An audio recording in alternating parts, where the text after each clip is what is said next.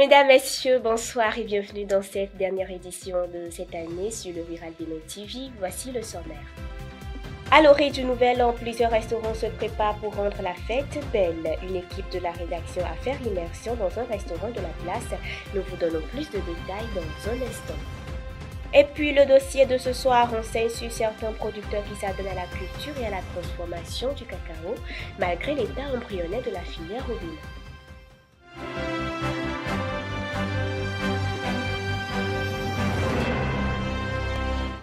À nouveau, bonsoir. Demain samedi à Abomey-Calavi, on aura un ciel nuageux avec de faibles pluies. La température sera comprise entre 25 et 32 degrés Celsius pendant la journée et va atteindre sa valeur maximale autour de 14 heures. Un vent modéré de sud-est dominera tout au long de la journée avec des rafales qui vont atteindre les 29 km par heure. Le lever du soleil est prévu pour 7h00 et le coucher à 18h45. La prévision est pareille à Cotonou. Prenez donc vos dispositions.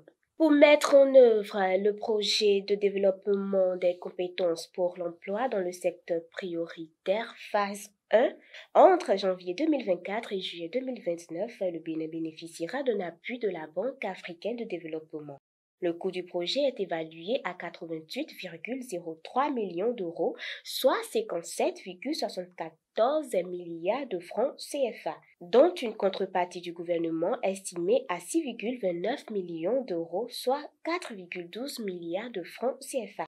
Son objectif est de renforcer les compétences et qualifications des jeunes femmes et hommes pour une main-d'œuvre plus innovante, entreprenante et compétitive dans les secteurs de l'agriculture et de l'énergie. Je l'annonçais à l'entame, nous sommes dans les derniers virages de cette année 2023 et le monde entier se prépare d'une manière ou d'une autre pour célébrer la nouvelle année 2024. Dans cette optique, le trio Oyeyemi Agani, Maurice Landé, Béranger Robonuto se sont rendus dans un restaurant de la place pour nous faire vivre l'ambiance des préparatifs des fêtes du nouvel an suivant dans cet élément. À l'orée des fêtes de fin d'année, beaucoup s'organisent pour marquer l'événement afin de raviver la joie du passage d'une année à une autre. C'est le cas des restaurants qui poursuivent leurs efforts sur la vente tout en proposant des menus spéciaux à leurs clients. Généralement, pour les fêtes de fin d'année, nous organisons des soirées spéciales. Nous organisons aussi des buffets. Cette année particulièrement, nous allons organiser une soirée promo-vente où nous allons gratifier les clients qui nous ont restés fidèles toute l'année. Il y aura des soirées pour vendre des trucs, des repas au prix promotionnel. On organise des packages pour les enfants. On permet aux parents de faire sortir les enfants. On leur propose des repas qu'ils n'ont pas l'habitude de manger, des trucs sortis de l'ordinaire et pour pouvoir bien régaler le jour là-bas. On a fait une conception de repas qu'on envoie déjà aux parents et ils font leur réservation. Cette année, Gildas Dakbo a prévu une soirée promo-vente, des buffets tout en gratifiant les clients fidèles.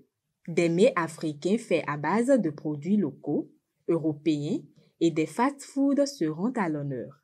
Nous allons proposer un menu très simple pour permettre à nos clients de rester relax pendant cette période de fête. Ce sera forcément des repas de convivialité, rester ensemble autour des barbecues, des brochettes. Déjà, notre spécialité ici, c'est le bomuo local. Donc, vous imaginez, poulet local avec la pâte qu'on appelle bomuo ici. Donc, il y a forcément des spécialités programmées. À cet effet, les clients s'organisent au mieux pour bien vivre les fêtes et permettre à leurs entourages d'en bénéficier. J'ai fait même le programme de sortir avec ma petite famille. Moi, j'ai envie de faire plaisir à ma petite famille pour les faire changer de l'air. Cette dynamique laisse entrevoir de meilleures dégustations pour les clients en cette période des fêtes de fin d'année.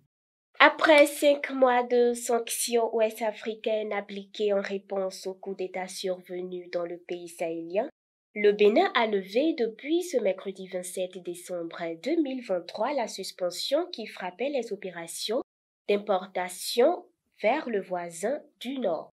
La note signée par le directeur général du port autonome de Cotonou, je cite, « Au regard de l'amélioration substantielle des conditions opérationnelles de traitement des marchandises au port autonome de Cotonou, notamment la réduction du taux de congestion, il est procédé à la levée de la mesure relative à la suspension du port autonome de Cotonou des importations des marchandises à destination du Niger. » Fin de citation. Le constat se fait depuis quelques années. Il s'agit de la présence d'une espèce de crabe dit invasif sur les côtes béninoises. Ils sont d'origine indienne et constituent une menace pour les crabes autochtones. Le docteur Eugène Dessouassi met la puce à l'oreille sur le sujet. Dans le cadre de nos recherches, nous avions découvert une espèce très invasive de crabe en République du Bénin. Caridis eleriel s'appelle. Cette espèce est apparue sur la côte atlantique ouest. De l'autre côté du Brésil et des autres pays, ça constitue une grande menace parce qu'elle combat les espèces endogènes qui sont de taille relativement inférieure à sa taille. Donc, il y a une compétition qui s'installe et également, ce crabe est un réservoir de parasites de la maladie des taches blanches chez les crevettes. Et donc, nous avons vu cette espèce-là au Bénin. Nous avons envoyé dans les muséos internationaux, c'est au musée royal de Belgique. Vous allez là, vous allez voir les échantillons. On en a envoyé également en France, on en a envoyé en Allemagne. Donc, c'est dans ces pays-là. Et donc, sur le plan écologique, cela nécessite une surveillance écologique pour pouvoir éviter les catastrophes qu'on a eues dans d'autres pays.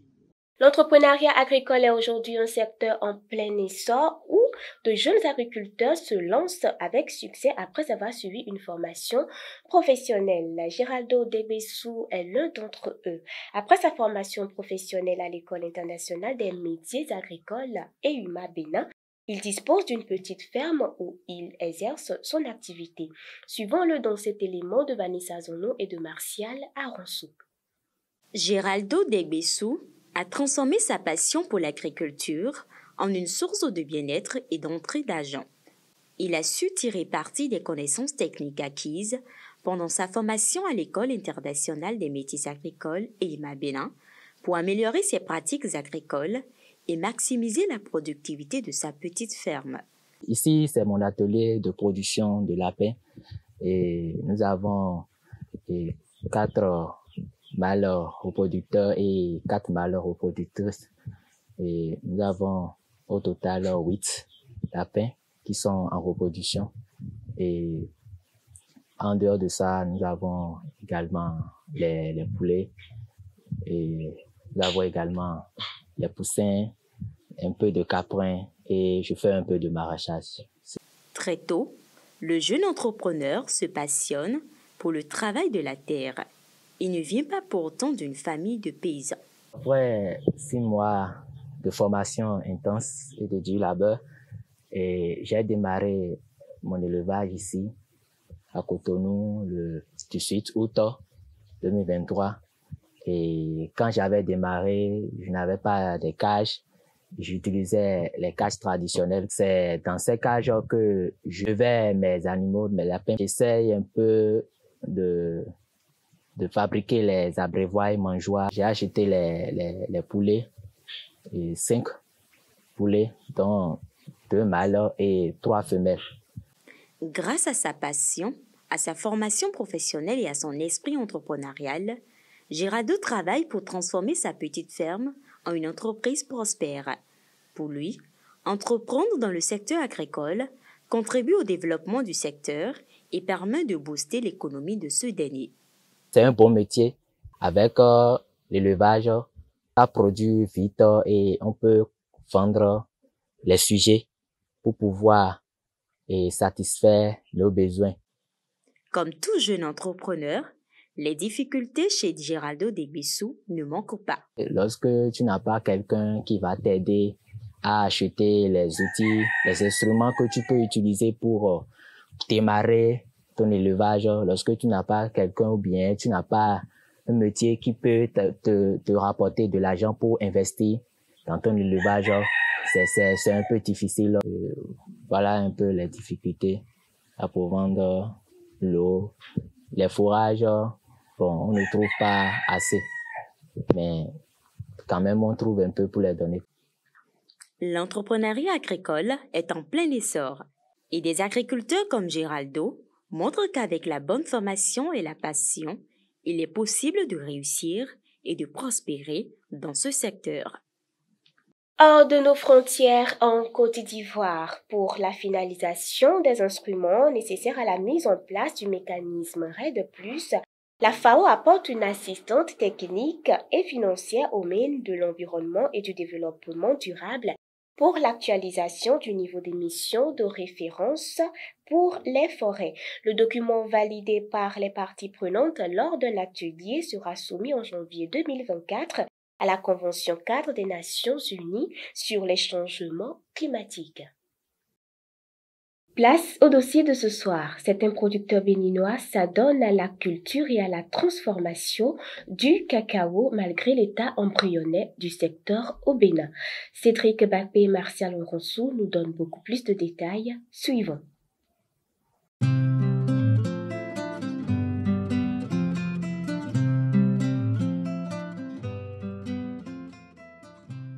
Bien que considérée comme une filière embryonnaire au Bénin, la production de cacao se fait par quelques producteurs indépendants qui y trouvent un grand plaisir.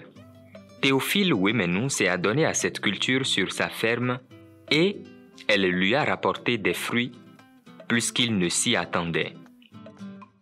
À peine 2 ans, nous avons observé que nos plants de cacao ont commencé par porter des fruits, comme vous le voyez là. Et ça porte assez de fruits, nos plants de cacao. Alors, pour récolter, il faut que ça puisse avoir cette couleur-là, la couleur jaune, là. Ça veut dire que c'est mûr. Quand c'est comme ça, là, on peut cueillir les cacao et on va fendre, on va diviser. Et c'est à l'intérieur du fruit là qu'on a les graines.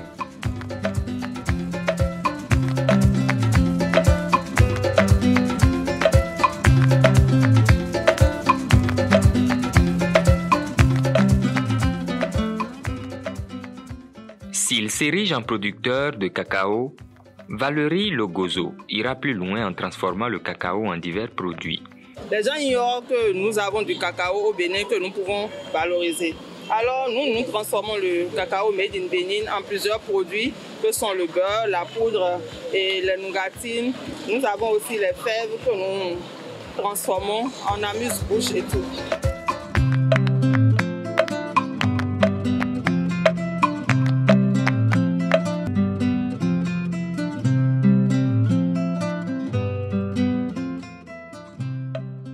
L'intérêt que portent ces deux acteurs à la culture du cacao témoigne de leur souhait de voir cette filière être soutenue par le gouvernement béninois.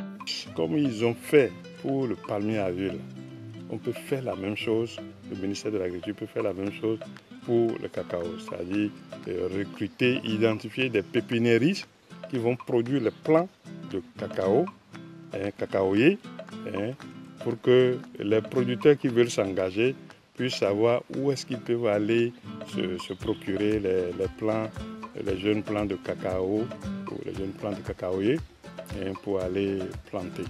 Et si beaucoup d'agriculteurs s'engagent, il faut qu'il y ait aussi le circuit commercial, là où ils vont aller vendre, ou bien on organise des structures, des sites de transformation dans chaque département ou dans chaque commune. Comme ça, les agriculteurs qui vont s'engager savent qu'ils peuvent aller vendre leurs produits dans cette usine-là. Filière porteuse dans les pays tels que la Côte d'Ivoire et le Cameroun, le Bénin envisage lui aussi d'ambitionner la mise en place d'une plantation de près de 50 000 hectares de cacaoyers pour doubler le revenu des producteurs.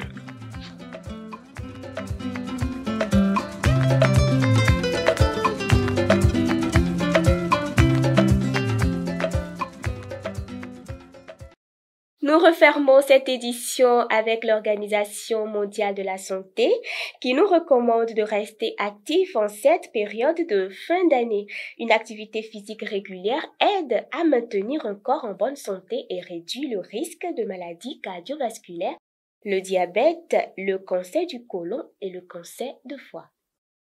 Ainsi s'achève cette édition. Merci à vous de l'avoir suivi. Je vous souhaite une très bonne et heureuse année 2024. Prenez soin de vous.